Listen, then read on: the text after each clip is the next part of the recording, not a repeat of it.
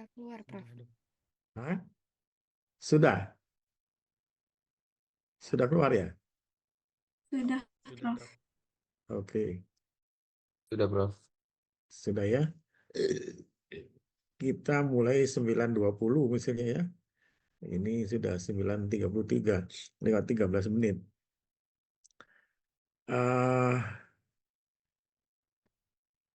Terima kasih Anda sudah hadir ya dalam kuliah saya terapi obat dan nutrisi.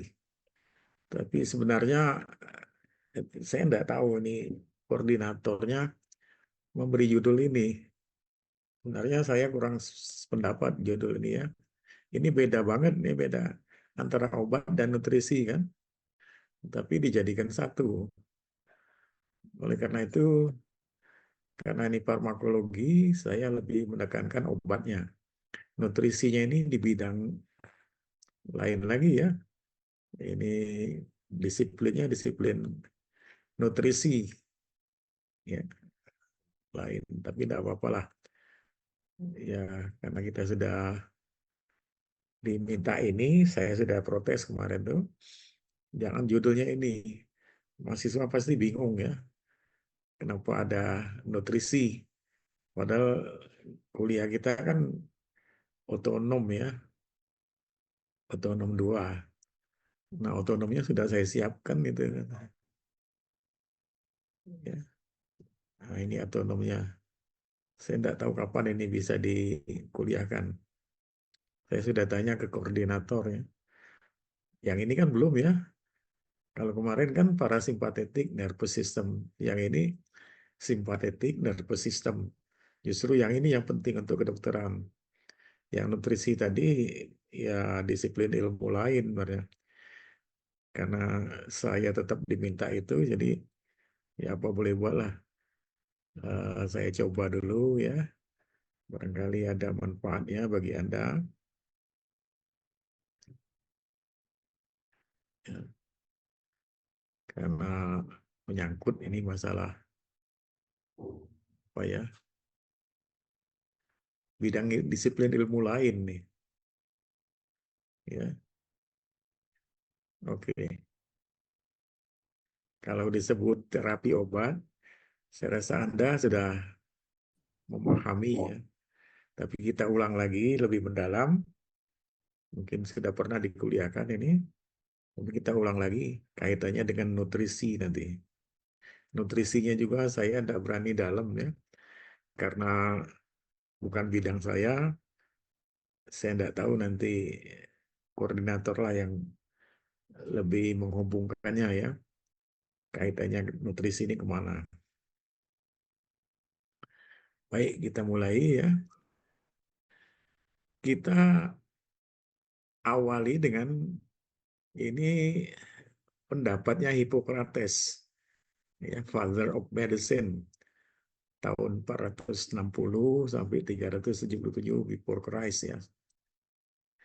Dia berkonsep man and nature were interdependent. Suara saya bisa didengar ya? Halo? Bisa, Ya, Prof. Prof. Bisa, oke ya. Oke, jadi ini Hippocrates mengatakan demikian ya. Sudah pernah kita kuliahkan ini. Only nature heals. Jadi maksudnya semua yang ada di alam ini, ya makhluk biologi dan non biologi, ya itu bisa disembuhkan. Ya. Let food be your medicine. Nah, ini makanan ya. Jadi nutrisi menjadi salah satu obat bagi Anda. Disease is an expression of purification. All disease is one. Ini barangkali banyak pertentangan ya. Anda sendiri saya rasa Anda sependapat dengan ini. All disease is one. Tapi kenyataannya memang demikian. Misalnya kita penyakitnya jantung misalnya ya, penyakit otak dan sebagainya. Nah itu sebenarnya akar masalahnya jadi satu. Penyakit otak, penyakit jantung, itu semuanya ada ketidakseimbangan biologi. Ya.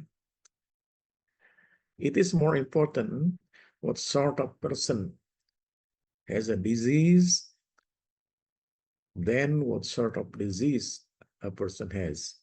Ya. Jadi apa ya? Akar masalahnya itu bukan pada biologinya, ya, tapi pada kondisi lain. Ya. Ini kalau kita satukan, ya, disease is an expression of purification. Penyakit itu sebenarnya ekspresi, ya, dari kemurnian yang merupakan keseimbangan biologi tadi. Sehingga yang nomor 5 ini, it is more important what sort of this person has a disease than what sort of disease a person has. Ya. Jadi penekanannya memang ke biologi ini. Apa yang paling penting, ya, jenis atau kelainan atau apa perbedaan manusianya, ya. What sort of person has a disease, then what sort of disease a person has, ya. Jadi bukannya penyakitnya sebenarnya, tapi jenis personnya itu sendiri. Oke.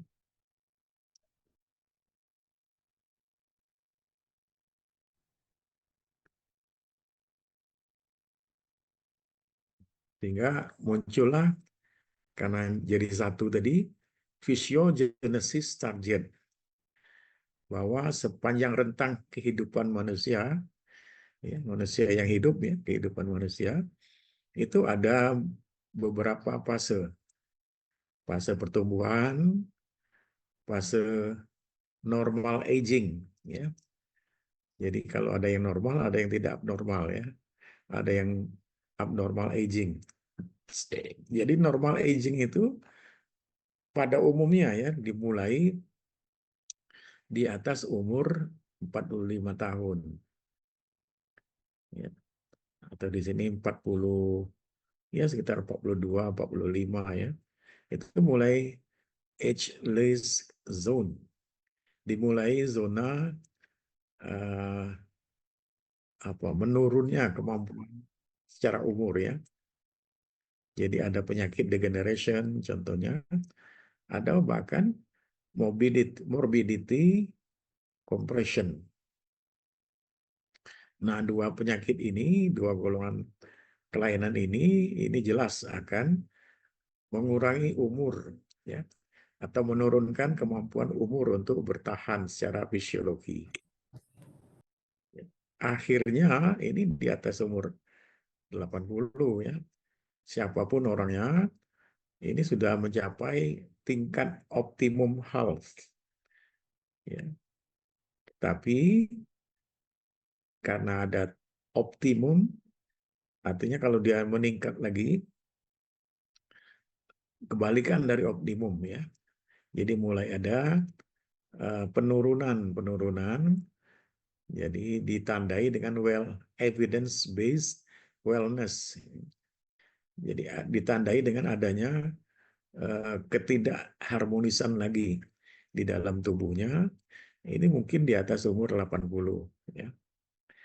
Umur 70 ke atas ini sudah mulai terjadi morbidity compression. Oke. Jadi karena sudah mulai menurun kemampuannya, maka secara umum kita lihat ini usulan ide dari Dr. McManus, ya. Fundamental root causes of disease. Jadi yang kita lihat sebagai dokter, perawat, atau penderita itu sendiri, dia hanya melihat sign and symptoms. Tidak bisa melihat yang lebih bawah lagi, ya. Bagaimana fisiologinya, psikologinya, bagaimana, tidak bisa dilihatnya. Tapi dia merasakan, ya, ada sign simptom yang dia rasakan, mungkin sisa-sisa umur hidupnya itu dirasakan terus ya, susah berjalan, ya mudah lupa, ya mungkin buang air kecilnya sudah tidak bisa diatur lagi, atau juga kalau diskusi sama teman itu mulai ngawur diskusinya ya, tidak fokus lagi. Nah, penyebabnya tiada lain ini adalah yang sudah di plot ini, inflammation ya. Jadi ada proses peradangan. Obesitas, ini bagi yang obesitas ya. Yang tidak obesitas mungkin mulai mengecil, degenerasi, pengurusan ya dan sebagainya. Nah, ternyata sudah dimulai pada tingkat itu structural imbalance ya. Ketidakseimbangan struktur. Apa yang tidak seimbang itu awalnya adalah mitochondria, mitochondrial dysfunction. Berlanjut nanti menjadi problems with cells, ya, replications and repair. Nah, penyakit-penyakitnya banyak yang di bawah ini. Anda lihat ya di sini ada bisa melihat enggak? Ini terlalu kecil ya.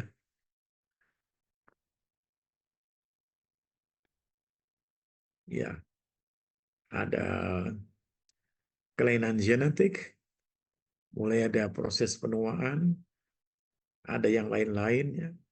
Nah, di sini muncul nutritional issues. Makanya pembahasan kita ini lebih ditekankan sebagai obat dan nutrisi. Karena pada layer ketiga ini, layer keempat ini ya, ini memang sudah muncul problem nutrisi. Ya. Oke. Akibat dari ketidakseimbangan tadi, maka muncullah gejala-gejala yang dapat kita rasakan dalam kehidupan sehari-hari pada proses penuaan.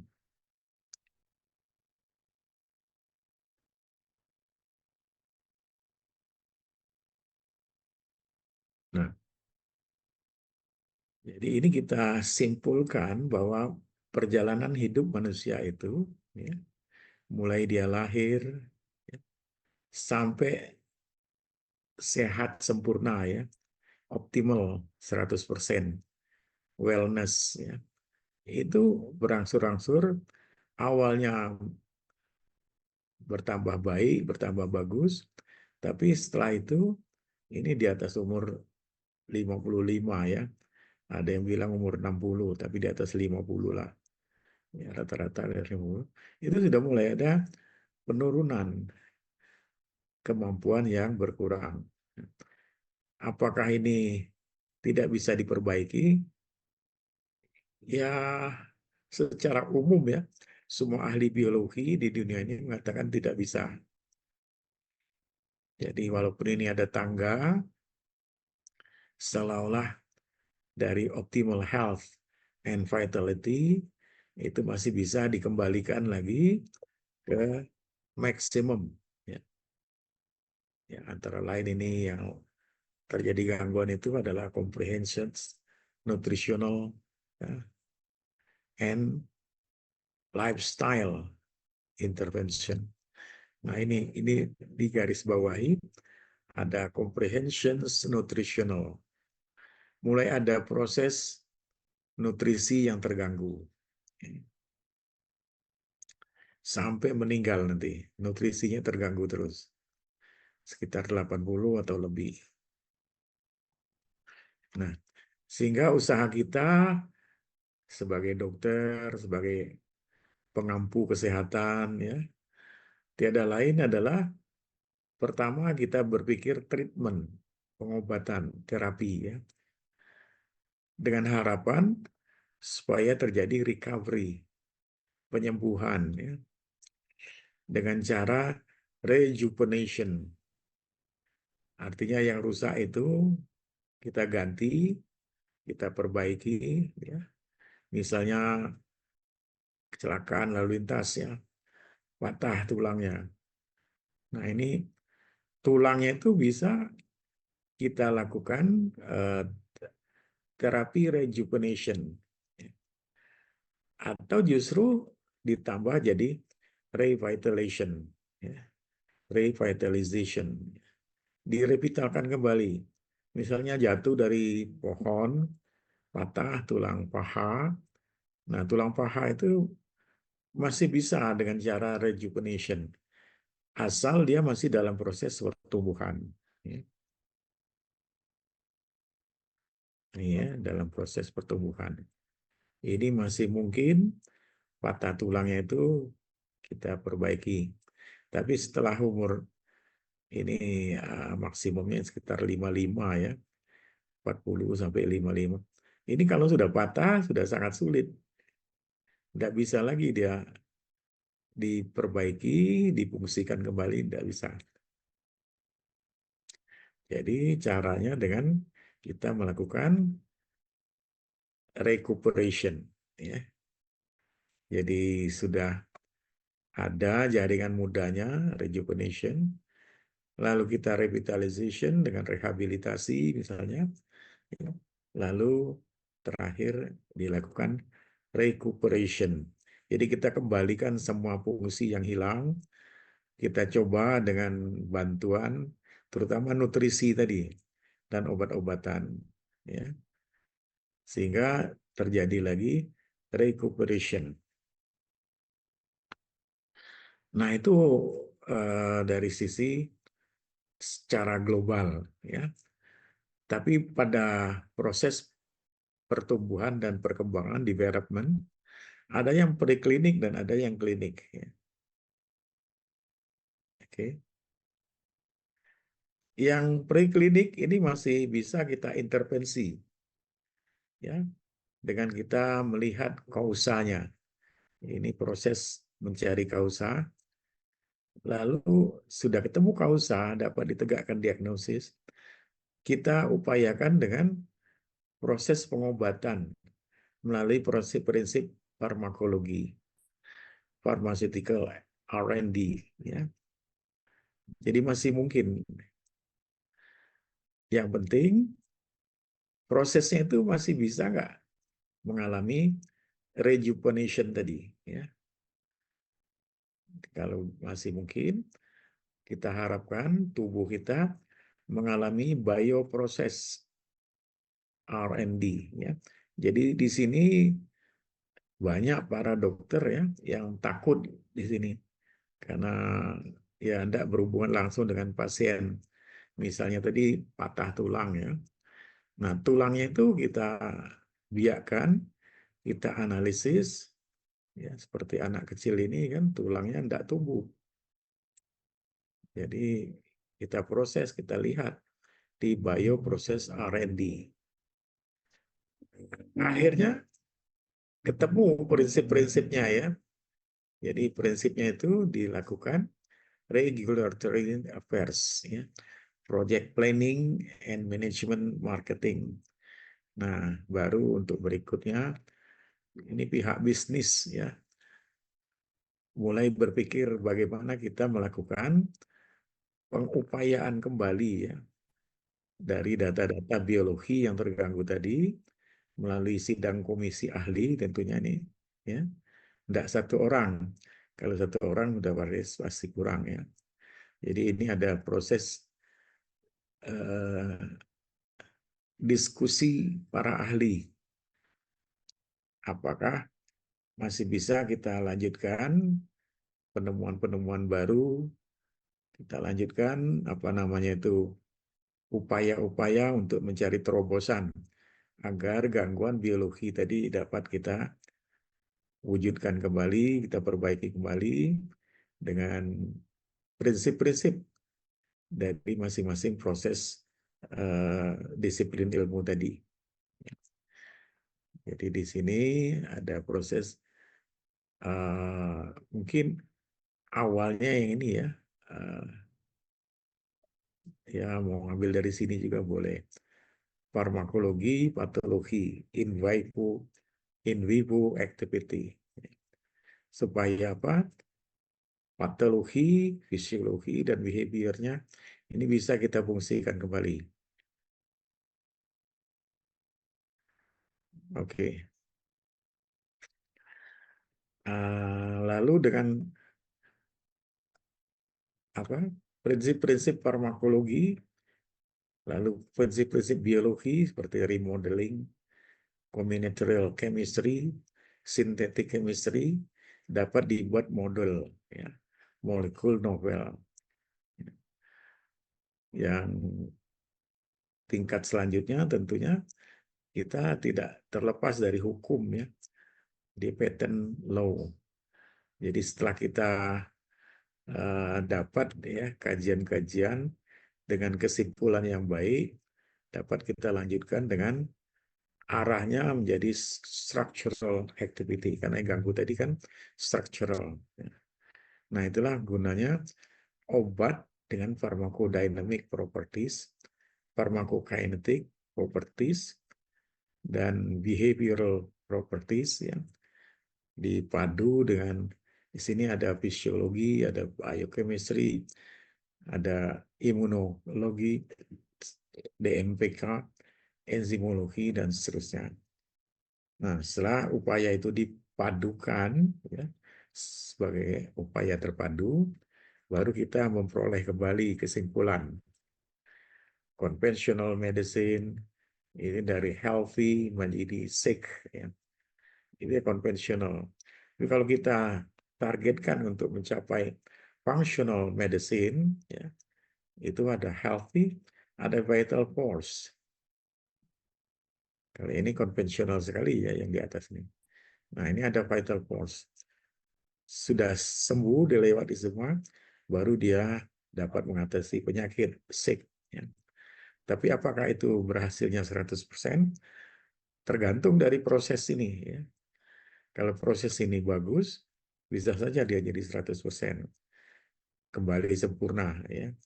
Tapi kalau tidak bagus proses ini, tentunya akan sangat mengganggu, ya.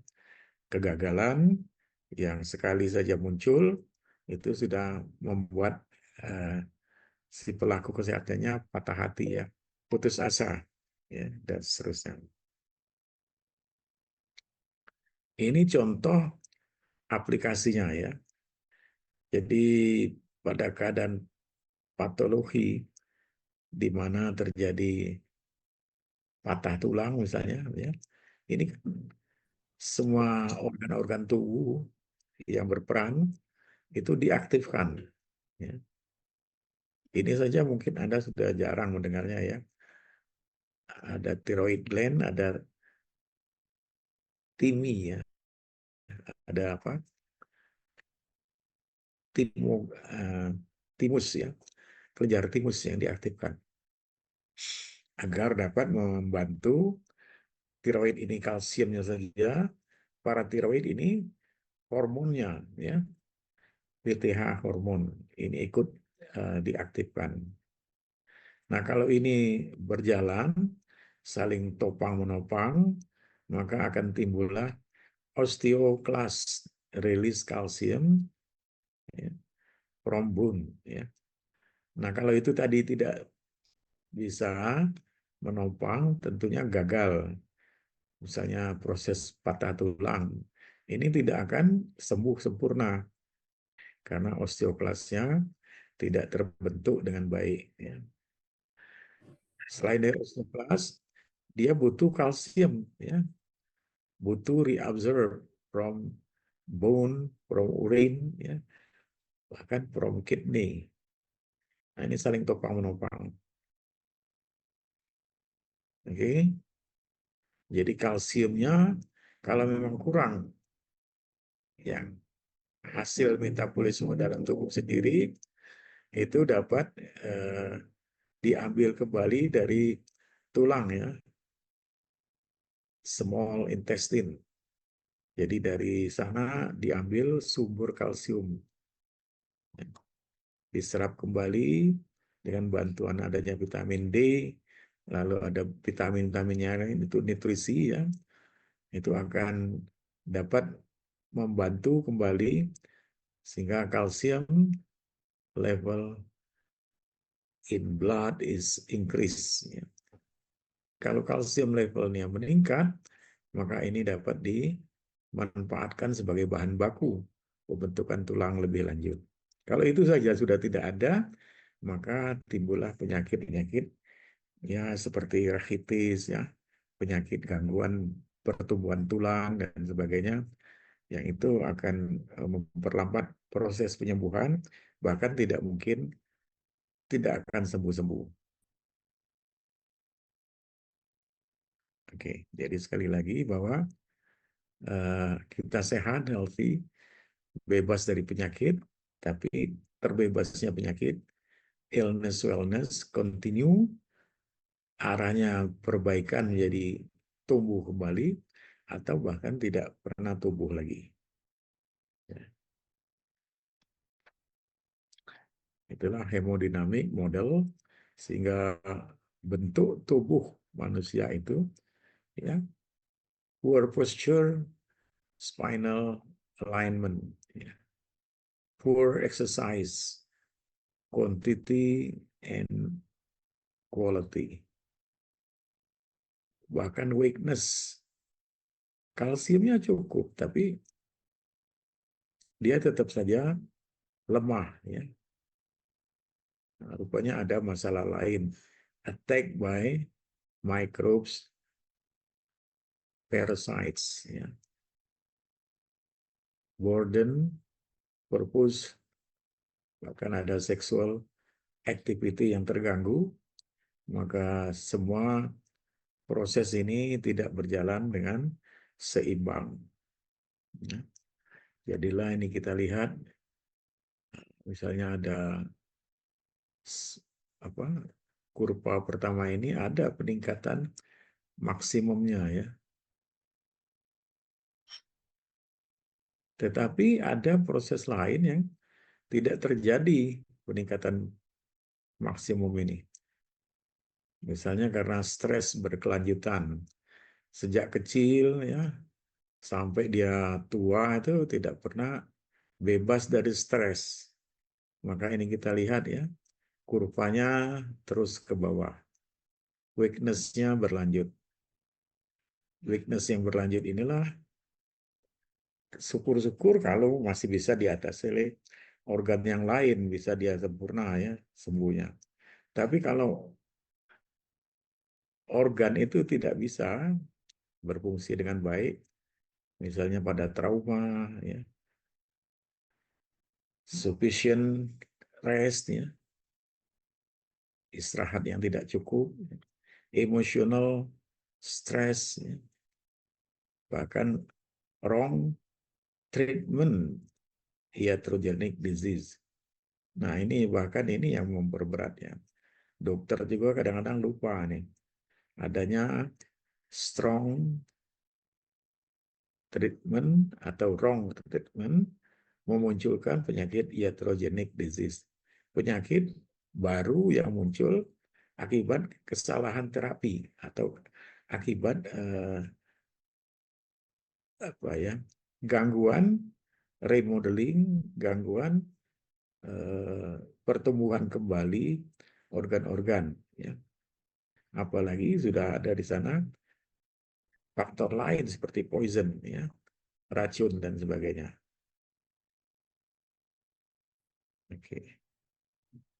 Jadi untuk mencapai penyembuhan sempurna tidak saja dengan diperbaiki organ biologinya, ya, diberikan nutrisi yang baik, yang seimbang, tapi faktor stres juga terus berkembang, tidak diobati, maka dia akan terus menekan semua fungsi organ tubuh sehingga tidak akan sembuh, bahkan terjadi terminal state kematian dan sebagainya. Ya. Nah inilah organ-organ yang menopang ya, yang selama ini barangkali kita tidak terlalu care ya, tidak terlalu peduli dengan aktivasi dari pipar gamma.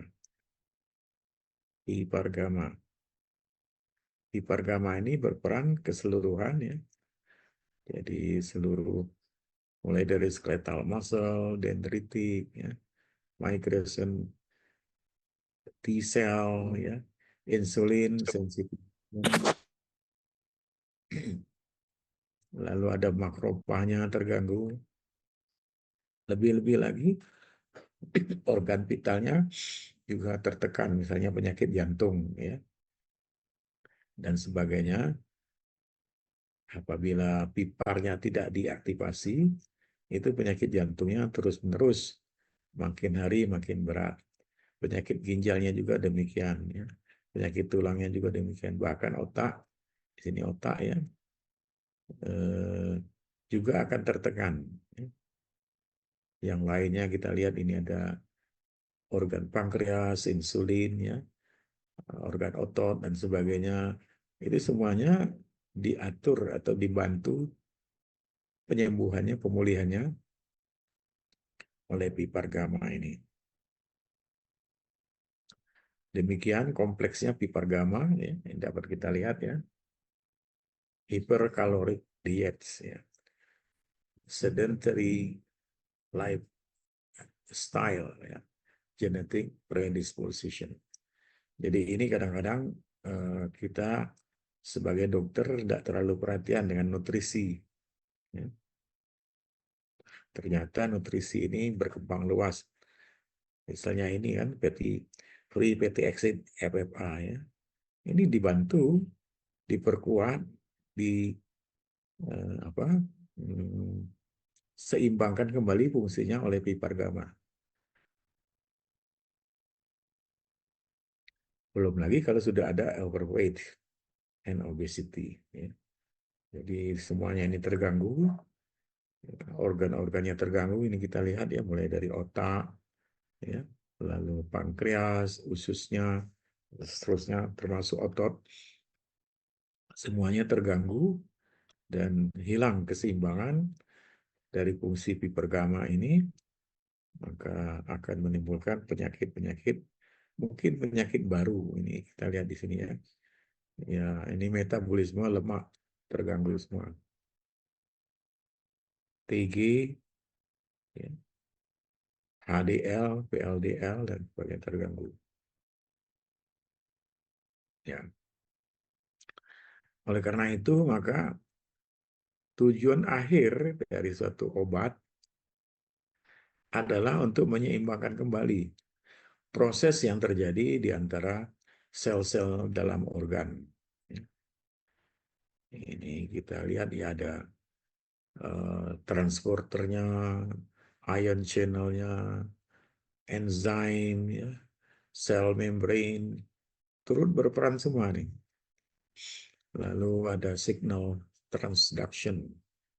Jadi ini nampaknya sederhana ya, satu sel, tapi antara sel ini saling ketergantungan, saling berinteraksi.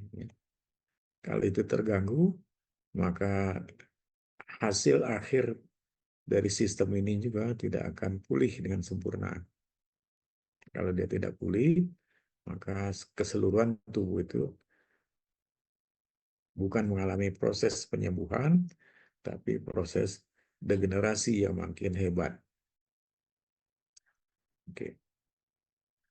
Oleh karena itu, kesimpulan kita, kalau kita ingin mengobati disease, arthritis, fibromyalgia, cancer, diabetes, ya, penyakit jantung, heart disease, autoimmune disease, ya, ini sebenarnya tidak diobati pun bisa sembuh sendiri. Ya. Prosesnya bisa secara otonom. Ya. Itu bisa sembuh kembali. Tapi kalau sudah ada underlying causes, nah ini jadi sulit. Ya. Yang keseluruhannya kita sebut sebagai disease. Ya. Sudah mulai terganggu fungsi dari bermacam-macam organ tadi ya, secara molekuler. Nah kalau itu terganggu, maka penyakit apapun bukan tambah sembuh, tambah berat, ya, dan akhirnya tidak bisa tertolong lagi, ya. Apalagi ini ada toxic emotions, ya. Anger, fear, resentment, dan yang lain-lain. Ini jelas akan mengganggu. Dia berfungsi sebagai underlying causes. Oke. Sebelum kita lanjutkan dengan terapi nutrisi, apakah ada yang ingin ditanyakan? Silakan kalau ada yang mau bertanya. Kalau tadi memang terapi obat, targetnya kita menyeimbangkan kembali fungsi hampir semua organ tubuh yang penting-penting, ya, diseimbangkan kembali, diaktifkan kembali, sehingga dia dapat saling berinteraksi untuk memperbaiki fungsinya masing-masing.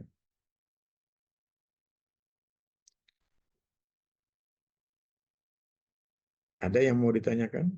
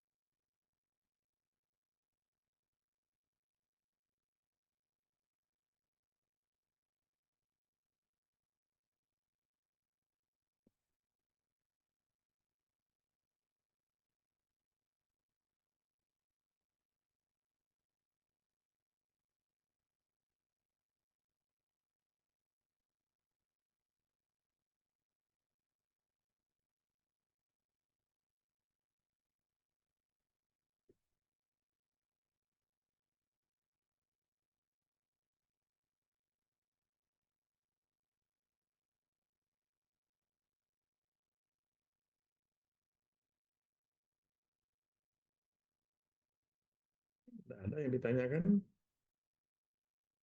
Belum ada, dokter. Baik, ini yang baru ya, terapi nutrisi. Kita lanjutkan.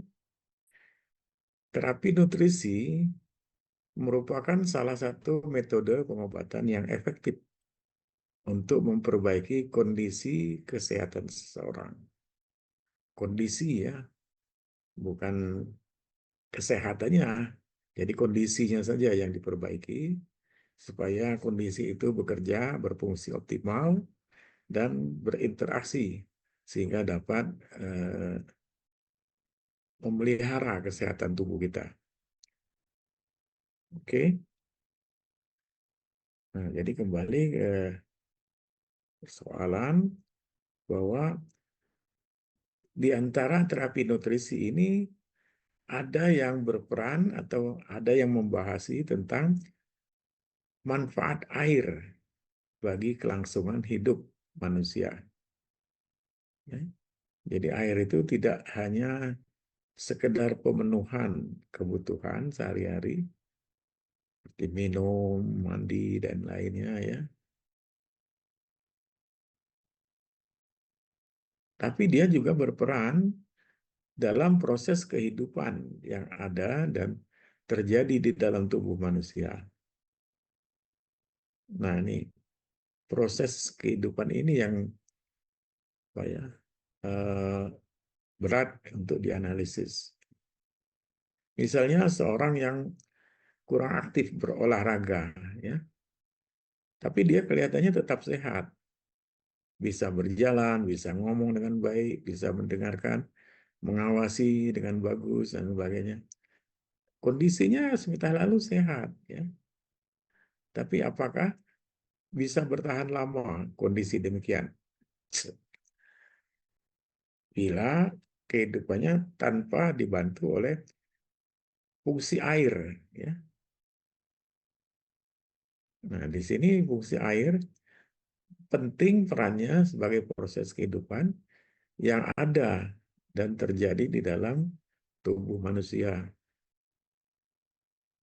Kandungan air, ya, kalau kita masih ingat waktu kajian histologi, itu air itu kan merupakan faktor yang sangat penting untuk menciptakan atau menumbuhkan, memelihara kehidupan manusia. 60% lebih manusia itu terdiri dari air. Oke. Jadi apabila terjadi gangguan mulai dari supply, ya, masukan kebutuhan air berkurang misalnya, atau airnya sendiri kualitasnya buruk dan seterusnya, maka akan terjadi gangguan kesehatan secara keseluruhan. Bahkan di sini dijelaskan, ya, air sebagai media, ya, untuk menyembuhkan penyakit pada dasarnya telah berkembang, ya, sejak zaman tua. Ya.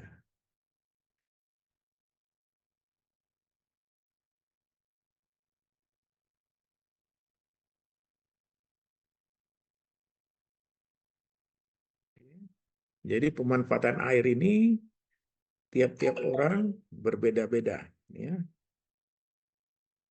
Karena tiap orang-orang berbeda, maka sebisa mungkin ditujukan, ya, untuk menopang proses kehidupan yang ada di dalam tubuh manusia itu.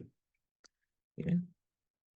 Jadi kalau itu terganggu, maka tidak ada topangan, ya, tidak ada yang dapat diandalkan untuk membantu proses yang terjadi di dalam tubuh.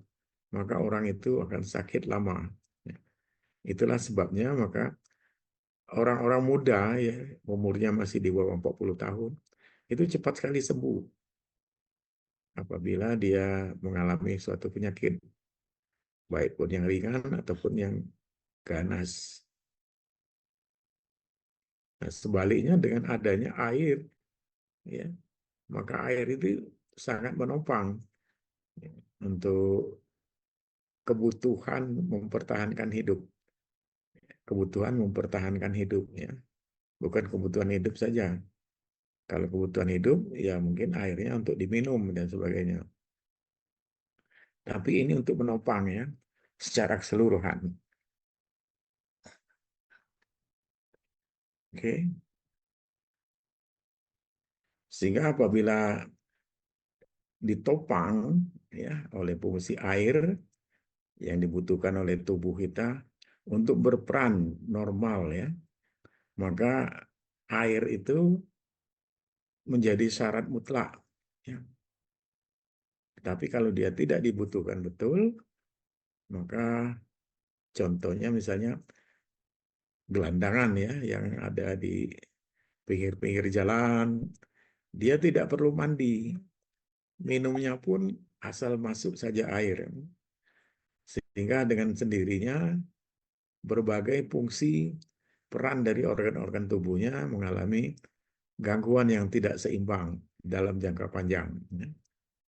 Nah, misalnya adanya satu tulangnya yang tidak sembuh-sembuh, bengkok terus misalnya, atau patah terus-menerus tidak akan sembuh, ya, dan seterusnya dan seterusnya.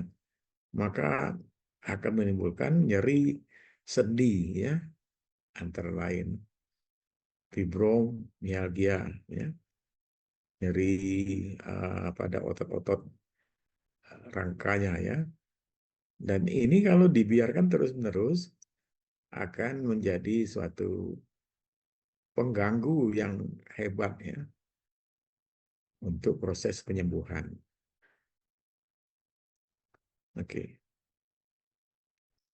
Jadi proses penyembuhan lukanya tidak akan berhenti, bahkan terus berlangsung terjadi radang baru, radang baru, radang baru.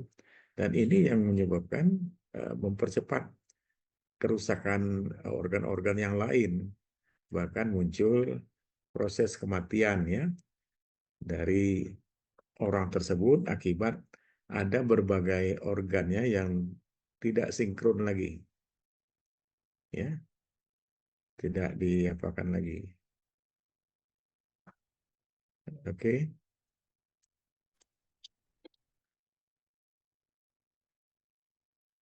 Kita lanjutkan dikit lagi ya.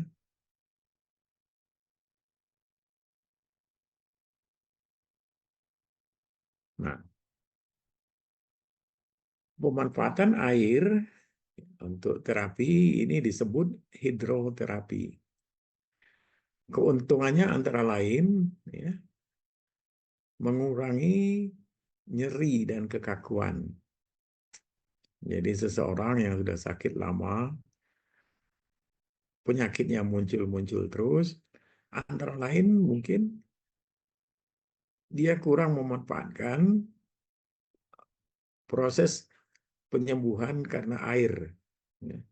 Misalnya ada kekakuan pada ekstremitas, ya. Bahkan ototnya sendiri itu menjadi apa ya, kaku seumur hidup, ya. Menambah kebugaran yang tidak pernah muncul karena tidak tersentuh air, misalnya ya, tidak mandi.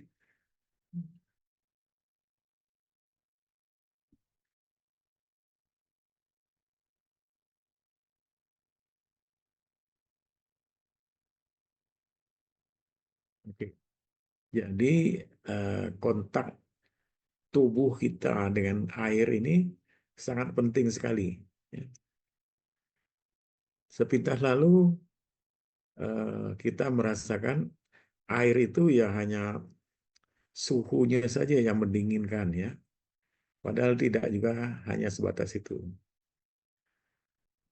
Kalau kita kaitkan dengan anjuran Rasulullah ya, Nabi Muhammad, bahwa orang yang selalu ya melakukan pemandian, mandi, menebar air ke seluruh tubuhnya sebelum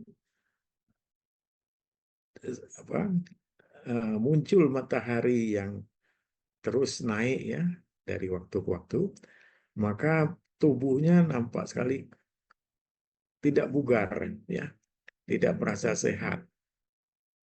Nah, begitu dia melakukan pemandian, penyiraman air, membersihkan bagian-bagian tubuh yang kotor, maka proses penyembuhan atau proses kebugarannya makin terasa. Makin terasa sekali, nyaman, enak, dan seterusnya. Hal itu bisa dibantu oleh bagaimana air itu menyegarkan ya fungsi atau proses vitalitas di otak. Jadi kita mudah ingat ya, walaupun dingin tapi segar badan kita dan seterusnya. Jadi secara fisiologi hidroterapi atau terapi air ini ya, dibutuhkan oleh siapapun juga dalam kondisi sakit atau bahkan kondisi mempertahankan kesehatan. Ya, selalu dibutuhkan. Tidak dibutuhkan lagi, maka prosesnya akan mengalami apa ya? Jadi terganggu ya selamanya.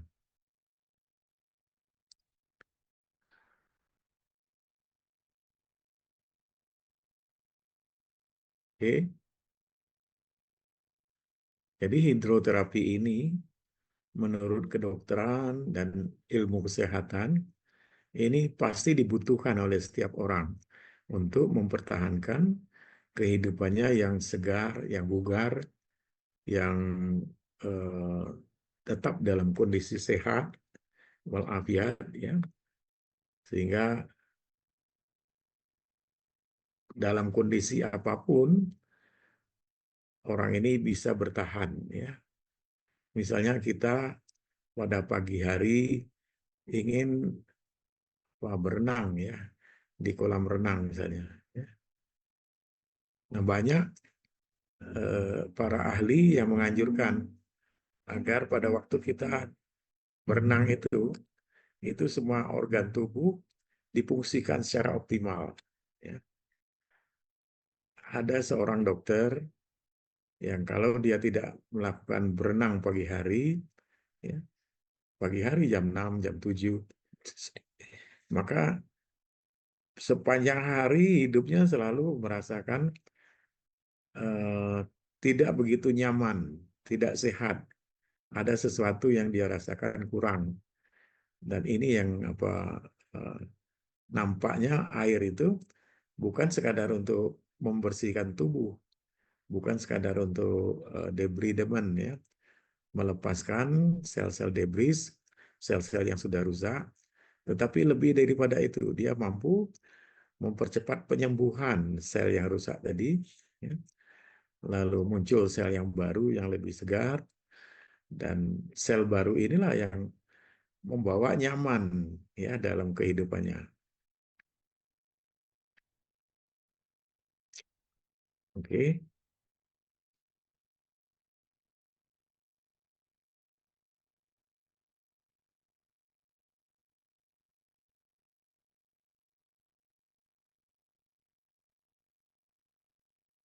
Selain daripada air, ada istilah lain ya, terapi komplementer atau disebut juga pengobatan komplementer. Jadi dia tidak saja menggunakan air, tapi ini menggunakan terapi alternatif. Nama lainnya pengobatan alternatif, atau lebih luas lagi disebut sebagai terapi holistik. Ya. Mengaktifkan fungsi semua tubuh kita ya, secara holistik, secara keseluruhan, dan berkesinambungan.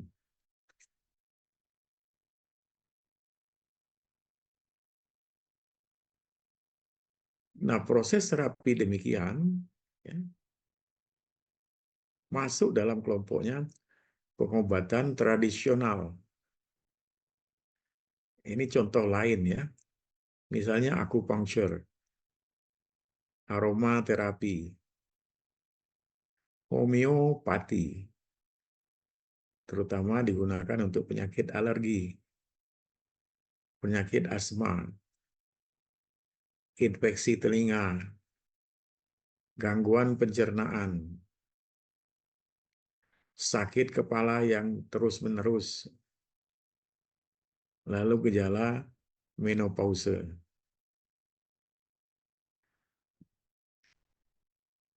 Penting sekali itu untuk menyehatkan tubuh kita. Nah, yang lain baru namanya ada massage, terapi pijat. Tujuan terapi pijat ini tiada lain adalah untuk melancarkan sirkulasi darah di dalam tubuh kita. Walaupun yang terganggu hanya sebagian kecil, misalnya aliran darah yang menuju otak terganggu, ya. Tapi dengan terapi pijat yang bagus, ya, massase yang bagus, itu dapat memperlancar aliran darah dari dan ke dalam otak. Sehingga kalau aliran darah itu lancar, maka terasa tubuh kita itu merasa lebih segar, lebih bugar, lebih sehat, dan lebih bermanfaat untuk kehidupan.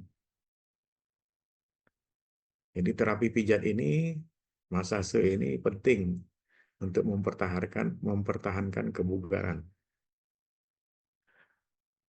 Terapi lain misalnya hipnosis. Pada keadaan hipnosis atau kita dilupakan ya, dimati rasakan pada organ-organ tertentu, nah itu maka akan terjadi proses pemulihan ya yang berkesinambungan. Misalnya bagian dada berat rasanya ya karena penyakit jantung. Tapi dengan adanya kondisi kita lancarkan aliran darah yang menuju dan keluar dari otak ya, maka akan terjadi kebugaran. Nah, kelancaran ini dapat dipacu dengan ada yang namanya hipnosis. Jadi kita lupakan orang ini ya, dengan cara menghipnotiknya, ya, hipnosis. Ya.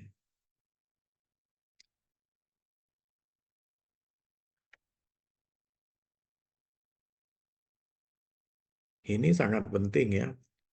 Sepintas lalu hipnosis itu hanya melupakan orang saja ya, membuat orang jadi lupa, padahal tidak.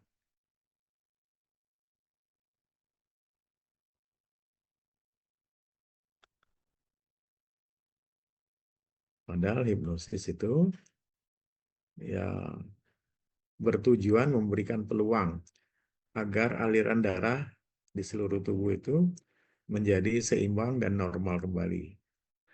Maka dia akan terasa sehat. Nah, berikutnya memang pengobatan herbal. Pengobatan herbal ini, bagaimana kuliah kita terdahulu, itu adalah pengobatan yang memanfaatkan tumbuhan-tumbuhan dari alam, maksudnya, ya, yang inti atau zat aktif di dalam tumbuhan tersebut dapat memperlancar aliran darah. Jadi dia membuat segar. Lalu dapat juga menyeimbangkan kembali hormon ya atau zat-zat penting dalam tubuh kita karena ada kandungan zat aktifnya itu. Misalnya jahe ya, jahe kunyit itu semuanya ada zat aktifnya yang dapat membantu menyeimbangkan kembali kelancaran aliran darah. Ya.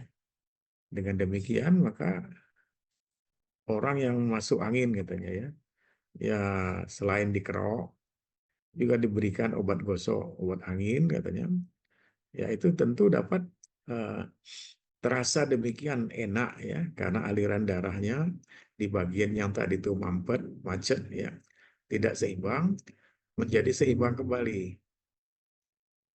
Itu tujuan pengobatan herbal.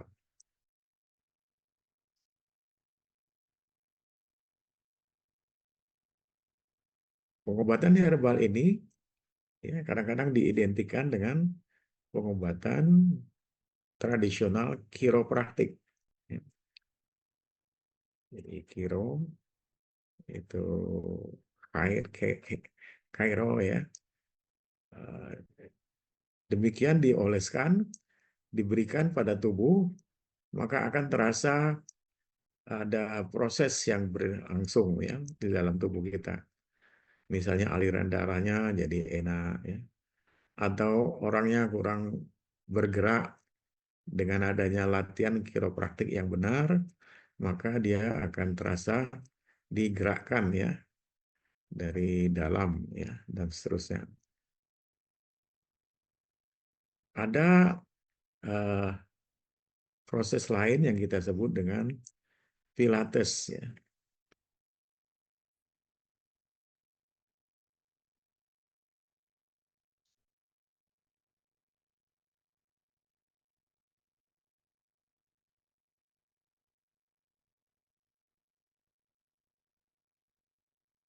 Hilang ya.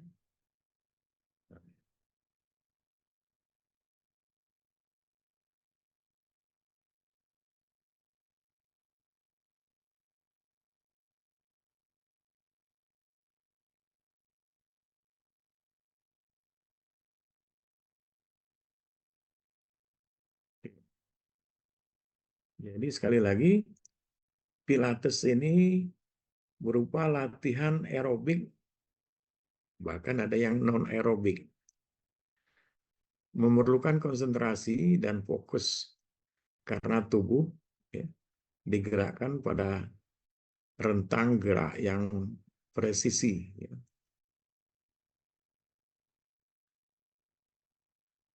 Misalnya kita berlatih berkuda ya. Jadi menunggang kuda itu tidak gampang. Ada latihannya, ada yang dituju yaitu agar gerakan kita walaupun sifatnya aerobik ataupun tidak aerobik ya, tapi dia diseimbangkan. Nah, karena seimbang itu maka terjadi eh, proses metabolisme tubuh yang aktif ya, bahkan optimal tetapi dinamis. Nah, itu yang penting ya. Jadi rentang gerak yang presisius ya, sehingga gerakan-gerakan yang terjadi itu eh, dapat membantu proses metabolisme yang aerobik ataupun yang anaerobik ya, di dalam tubuh kita yang berlangsung selama latihan. Oke, terakhir yoga. Ya. Yoga ini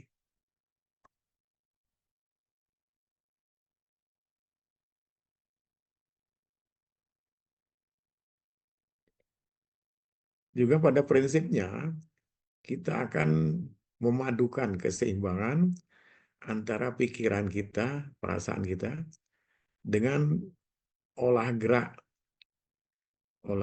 dari fisik. Ya.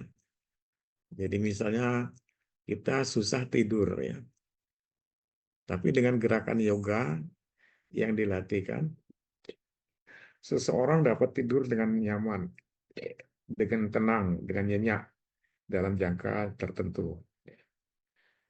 Nah ini yoga ini di barat memang diaktifkan ya di dalam uh, sholat 5 waktu ya. Itu bukan saja yoga yang dikerjakan, tapi di sana ada pilates, ada kiropraktik, ada mind concentrate ya, memusatkan pikiran hanya kepada Allah pencipta alam ya. Jadi di situ uh, apa, yoga dengan melakukan sholat 5 waktu pada orang Islam misalnya, itu sudah jelas akan uh, memposisikan tubuh kita sedemikian rupa sehingga dia menjadi aktif dan sehat kembali ya.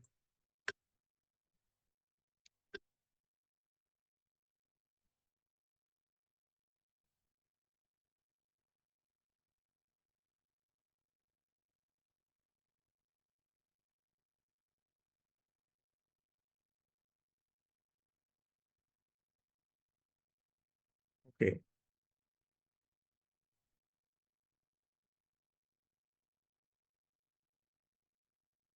halo. Banyak lagi terapi-terapi lain ya selain dari yang sudah dijelaskan di atas. Tetapi pada prinsipnya hanya mengembangkan ya.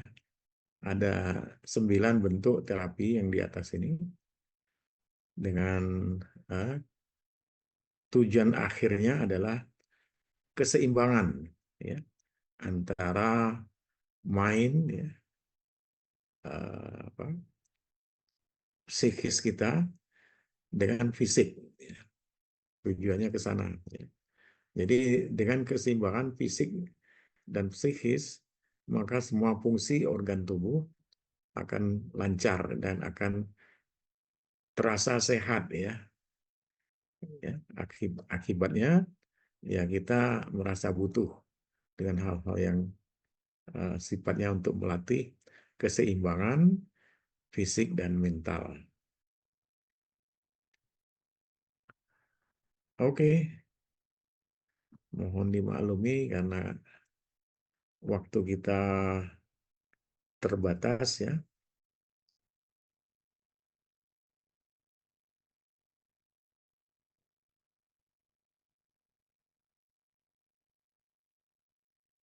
Saya harapkan Anda cari juga literatur tambahan ya, yang menjelaskan akupunktur, aromaterapi, homeopati, ya, lalu terapi pijat, hipnosis, pengobatan herbal, dan kiropraktik, pilates, serta yoga. Ya. Agar ilmu Anda nanti ya, untuk mengobati seseorang yang mengalami sakit tertentu, tidak saja dengan obat-obatan, tapi dengan non-obat-obatan juga bisa disembuhkan. Oke, baik. Sampai di sini saja kuliah kita. Ya. Apakah masih ada yang mau bertanya? Silakan.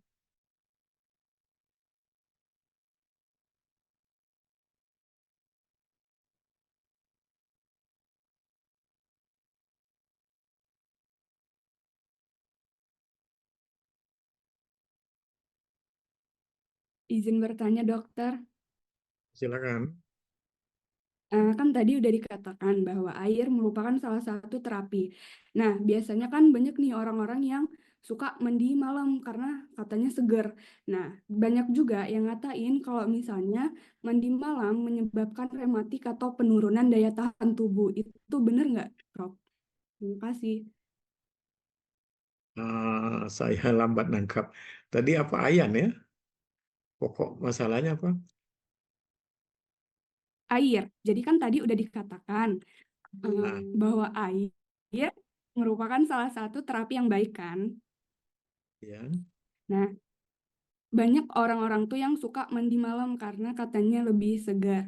Nah, terus banyak juga yang beredar kalau misalnya mandi malam itu menyebabkan rematik atau penurunan daya tahan tubuh. Itu benar nggak, Prof? Menurut saya tidak benar. Jadi mandi tadi ya, mandi malam hari ya. Mandi itu memang kita menebar eh, perubahan suhu pada suhu kita ya. Dari yang panas menjadi dingin. Tapi tidak semua jam 24 jam itu butuh dingin ya. Kalau hari hujan itu jelas tidak diperlukan lagi, bahkan diperlukan pemanasan. Nah, jadi pada kondisi dingin malam hari misalnya itu memang tidak dianjurkan untuk mandi air dingin ya dalam batas-batas waktu tertentu. Ya. Jadi sebaiknya mandi dengan air yang hangat-hangat kuku. Hangat ya katakan warm ya, tidak terlalu panas. Tapi dalam kondisi di mana suhu di sekitar kita itu sudah panas, kita memang butuh untuk mendinginkan dalam batas-batas tertentu. Ya, kalau Nabi itu Nabi Muhammad menganjurkan kita boleh mandi pada batas-batas tertentu. Misalnya mandi sebelum sholat subuh, ya. Nah itu bagus sekali. Karena apa? Karena hasil metabolisme menghasilkan panas di dalam tubuh kita, ya, sampai batas-batas tertentu. Jadi misalnya sampai dengan jam 12 atau jam 1 malam ya. Nah, itu mulai meningkat ya suhu tubuh di sekitar tubuh kita ya. Dan juga dibantu dengan pengaturan hormon dan enzim di dalam tubuh. Ya. Hormon dalam kondisi dingin demikian biasanya muncul growth hormone ya, yang eh, hormon pertumbuhan yang dalam batas-batas tertentu ini tidak diizinkan untuk terlalu sering muncul growth hormonnya. Ya. Jadi ada mekanisme di dalam tubuh kita, terutama di dalam otak itu ada yang namanya termoregulator ya. Jadi otak kita itu, terutama di hipofisis, itu nanti mampu mendeteksi ya, ini suhunya terlalu dingin. Jangan mandi dulu, jangan dipakai air yang lebih dingin lagi, karena akan merusak termoregulator tadi. Jadi biarkan dia panas, sesuai dengan apa ya, kesempatan metabolisme yang menghasilkan panas untuk memanaskan tubuh kita kembali. Ya, kecuali kalau memang harinya sudah mulai pagi tadi ya, sampai dengan batas tertentu, misalnya jam 10, itu kan ada mungkin sinar ultraviolet ya, ada lagi sinar-sinar yang lain, bahkan ada sinar kosmik ya, sinar yang datangnya dari luar angkasa. Nah, itu turut memanaskan tubuh kita. Jadi jam-jam tertentu itu kalau kita terlalu banyak mandi, justru akan mendinginkan kembali. Jadi panas dingin itu sudah, kalau terlalu ekstrim ya, amplitudonya terlalu tinggi, itu nanti akan merusak, mengganggu keseimbangan termoregulator tadi. Jadi termoregulator ini panjang apanya bahasannya ya. Saya harap Anda baca, cari literatur yang bagus ya. Eh, Mengapa misalnya kita boleh mandi pagi ya sampai jam-jam tertentu. Sudah lewat eh, jam itu, artinya sudah ada sumber panas yang lain. Misalnya sumber panas dari matahari pagi ya. Itu banyak mengeluarkan ultraviolet misalnya, inframerah dan sebagainya ya. Nah, itu udah enggak bagus lagi untuk mandi dengan air panas. Jadi tetap kita eh, apa ya, bantu dengan didinginkan kembali tubuh kita. Ya, jadi selain dari termoregulatornya terbantu, juga aliran darah kita itu tidak menjadi beku, ya. Tetap dia aktif, bersirkulasi di dalam tubuh, yang panasnya itu sudah normal ya. Normal dalam arti kata tidak butuh lagi yang terlalu dingin. Sebaliknya, dalam kondisi kita terlalu panas ya, kita mandi untuk mendinginkan agar termoregulator kita itu suhunya diturunkan ya, menjadi suhu yang lebih optimal untuk keseimbangan metabolisme. Jadi intinya itu metabolisme. Nah, metabolisme inilah yang tidak bisa disamakan ya. Tiap orang beda-beda. Hanya secara statistik diambil saja batasan, kalau kita mandi ya, katakan sebelum pagi ya, sebelum tubuh kita menjadi sangat dingin, itu tidak diizinkan mandi dengan air dingin. Sebaliknya tidak boleh juga dengan air panas yang berlebihan, ya, karena dia akan merusak termoregulator. Ya. Ini hanya bisa dilakukan apabila kita mengetahui ya, apa yang kita inginkan. Dingin tentunya dipanaskan kembali. Terlalu panas didinginkan. Tapi sebatas mana, tiap orang itu berbeda-beda. Ada yang sanggup ya panas tinggi, dingin ya, tapi ada juga yang tidak sanggup. Nah, sehingga kalau dia sanggup itu bisa apa? eh, eh, eh, Didinginkan lebih jauh ya, lebih besar, suhunya diturunkan lebih besar. Sebaliknya orang yang tidak sanggup panas, kita dinginkan, yang terlalu dingin kita panaskan. Pemanas yang terbaik itu adalah pemanasan yang bersumber dari sinar matahari. Ya. Karena dia selain panas, mengeluarkan energi, ya, dengan batas-batas tertentu, juga dapat memacu hormon yang disintesis di dalam tubuh kita. Ya. Hormon-hormon apa saja, termasuk hormon pertumbuhan, growth hormone, itu pada suhu tertentu dia bekerja optimal. Tapi lebih daripada optimalisasi suhu dalam tubuh itu, maka dia akan mengalami kerusakan ya, mengalami degenerasi, mengalami hal-hal yang kebalikan dari proses yang kita inginkan. Itu jawabannya barangkali ya. Lebih mantap lagi kalau Anda baca juga buku fisiologi tentang suhu tubuh, ya, pemanasan tubuh. Apa memang perlu dipanaskan, apa sudah perlu didinginkan. Ya. Tiap orang berbeda-beda patokannya. Hanya saja diambil secara umum, ya. Misalnya panas, kita butuh sinar ultraviolet, inframerah, sinar yang membawa energi panas, ya, dan sebagainya. Misalnya kita mandi di unsur air panas bumi misalnya, ya, itu beda nanti. Apalagi kalau kita mandi di air yang kadar garamnya itu terlalu tinggi. Misalnya di apa, danau laut mati misalnya, ya. Nah, di itu kita ndak usah bersusah-susah. Kita nyemplung saja langsung tubuh kita terapung, ya.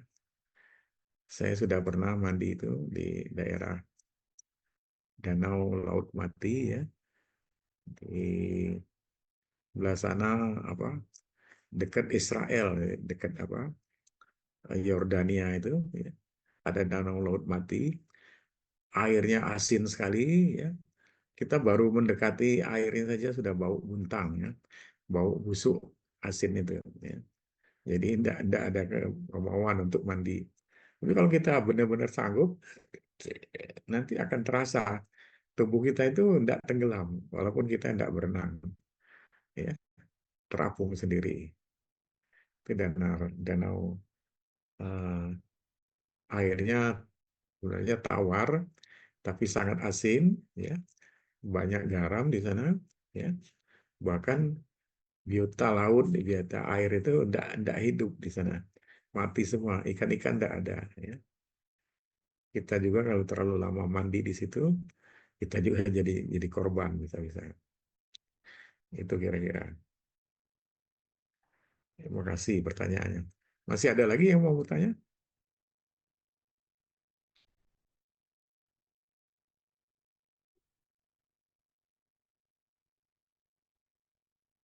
Tidak ada?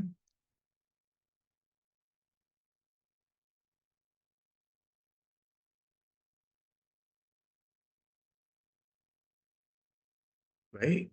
Kalau tidak ada lagi, sesuai dengan jadwal, saya diberi izin sampai dengan jam 11 ya, kalau tidak salah, ya. Iya, 11. Ini sudah hampir jam 11. Jadi kita cukupkan sampai di sini saja kuliah. Lalu diminta juga saya mengeluarkan eh, soal, ya, memberikan apa ini? Diminta untuk memberikan kuis dalam bentuk Google Form dan nilai bisa dikirim ke otak. Saya Google Form-nya ini tidak sempat saya akses, ya.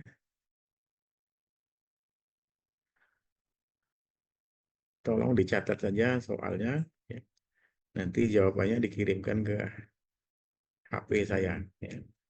HP saya nomornya 0812, dicatat ya, 712 0385. Sekali lagi, 0812 712 0385. Soalnya demikian, ya.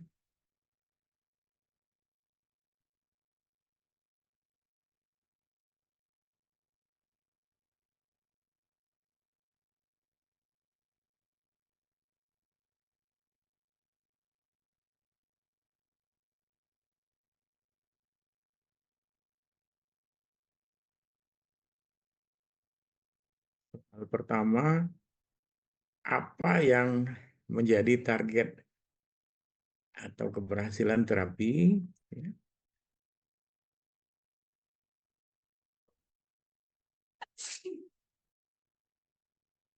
pada terapi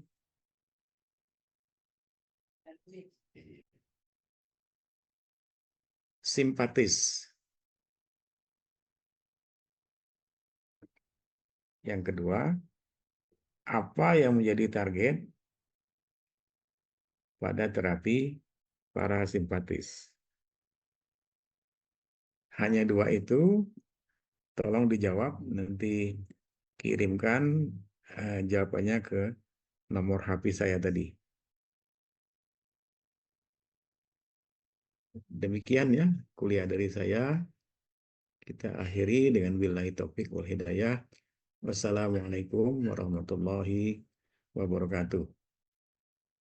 Waalaikumsalam warahmatullahi wabarakatuh. Terima kasih, Terima kasih Prof. dokter. Terima kasih Makasih Prof. dokter.